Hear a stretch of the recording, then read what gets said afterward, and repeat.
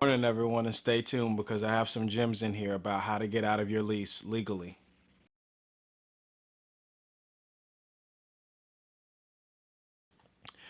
Hey, my name is Frankie Jones, your social media financial planner, and today my topic is how to get out of your lease legally.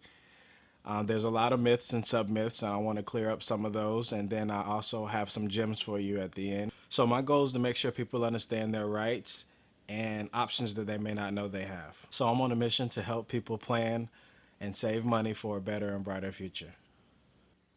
So some of the reasons you might want to get out of your lease could be to like a family emergency. It could be to downsizing, maybe from an employment due to the pandemic, or it could even just be that maybe you just want to save money and cut costs. But whatever the reason may be, it could be very beneficial to you and it may be unnecessary. Just want to make sure you know some of your rights and some tips that can help you in doing so that you don't have to pay as much.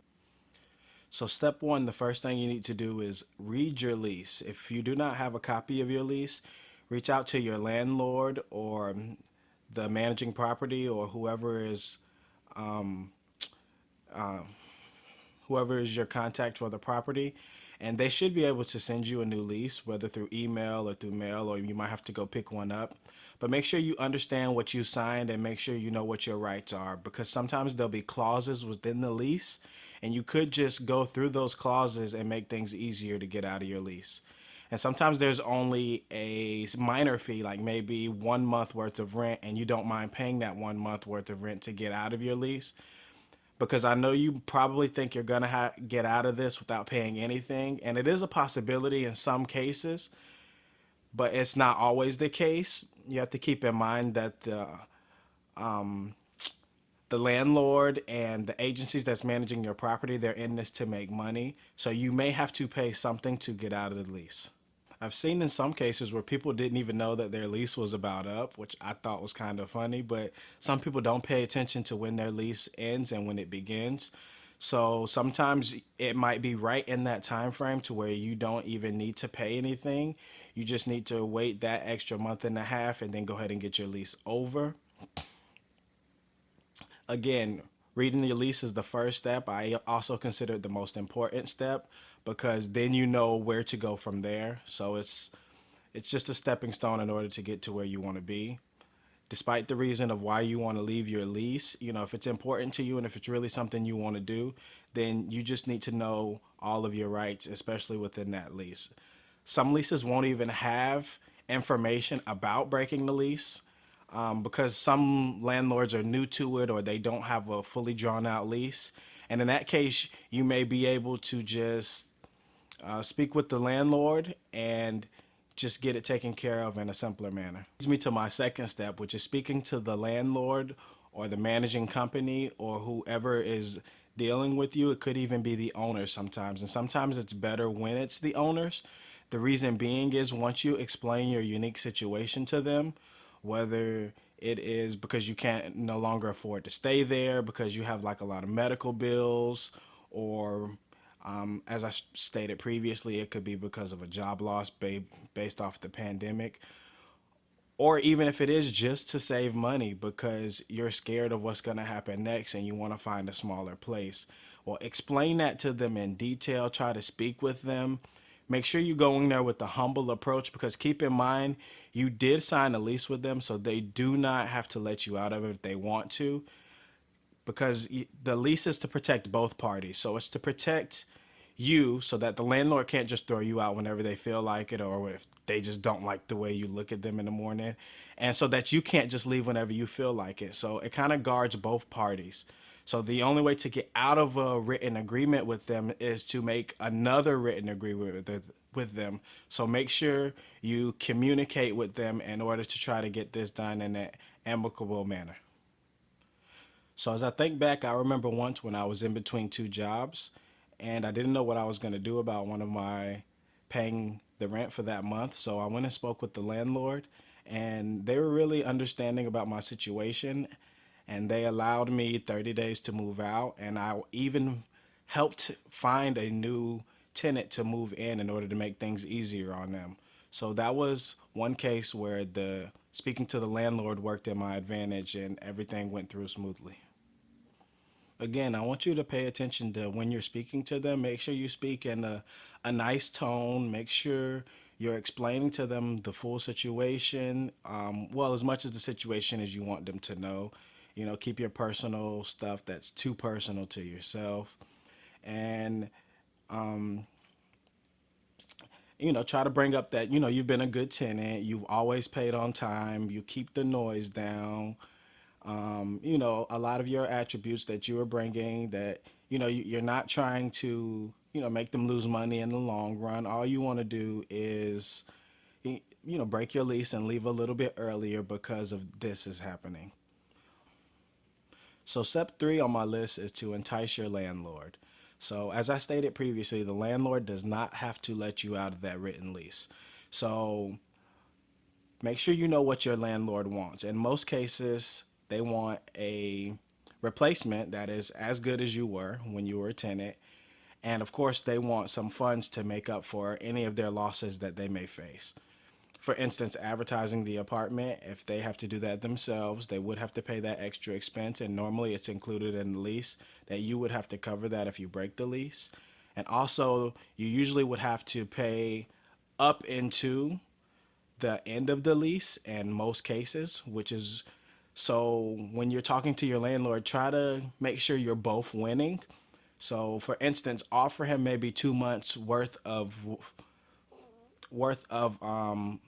2 months worth of payments, you know, as if you would have been there, so that he can have a time frame to go find a new tenant, and then he's still making money at the end of the day, and he's not receiving any losses for that as well.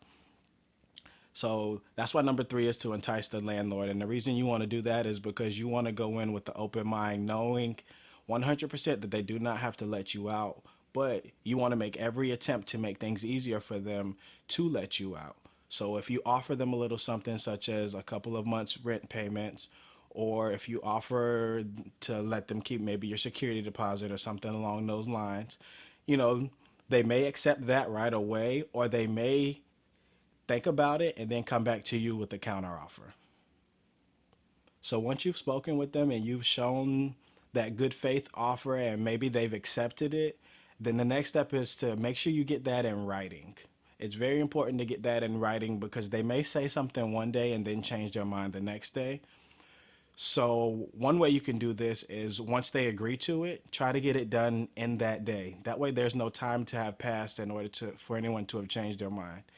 And another way to also do that as well is to draw it up yourself. So some management companies and or landlords might not like that, but some may like the fact that you put in the initiative and all you both have to do is sign it and provide a copy for each other. Again, you're trying to make things easier for both parties. So sometimes you never know what's going to help and what's going to be accepted and what's going to speed the process along for both of you.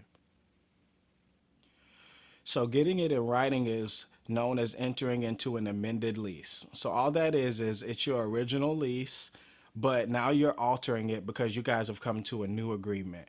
So both of you have agreed upon the terms, whether they agreed to some of the offers that you made, such as paying a couple months rent or paying for the advertising fees or letting them keep a security deposit, or you know, in situation, or even paying for the background check. Some people don't think about that, but even if you found another tenant for them because that was one of the agreements you guys came up with, they would still want a background check because they don't want anybody just moving in. So once you do that, you enter into the amended lease. Again, they may draw it up, you may draw it up. Just do whatever's going to make it easier and whatever's going to speed the process along. You just want to make sure that the things that you guys agreed upon, you know, they're fresh into your brain and then you got them on paper so that someone can't change their mind later. And now you have two people that are at a disagreement because they don't fully remember the conversation that they previously had with you. So the next step I have on my list is saying thank you. So a lot of people might leave this part out, but I think it's important for you and for them because It makes them feel good about, entering into a new lease with the next tenant, and it also shows that you guys left on good terms. So there are different ways to say thank you. I know you're thinking, oh, send a card or give a gift, and you can do that as well. But what I'm referring to is leaving the place that you're leaving, whether it's a house, whether it's a apartment, whether it's a room, leaving it even better than when you moved in. So, vacuum the floor, go and get one of those cleaners in order to clean the carpet. Make sure the kitchen, oven, refrigerators are just spotless. Go ahead and wipe down the windows. Just make sure it's clean so that when the new tenants move in, the landlord really doesn't have to do anything to get them to move in. And that's your way of saying thank you for them for agreeing to the terms that you guys came up with and letting you out of that lease early. So it's just something small in order to show your gratitude for them for understanding your unique situation.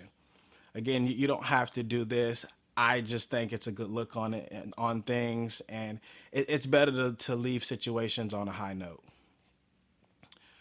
So again, I wanted to recap the steps. So step one was to read your lease. Okay. Step two was to make sure you speak to the landlord or whatever the managing company is and try to explain your situation in order to come to a better agreement. Step three was to entice them with an offer. So make sure that both parties are winning. Make sure you guys have came to an agreement that both of you can live with, and try to leave on a high note. And then next was number four, which was to enter into an amended lease. Again, you originally had a written agreement, so make sure you have another written agreement in order to cover your butt and for them to cover theirs as well. And then lastly was to say thank you. Again, thank you for tuning into my channel. I'm Frankie Jones. Please like and subscribe.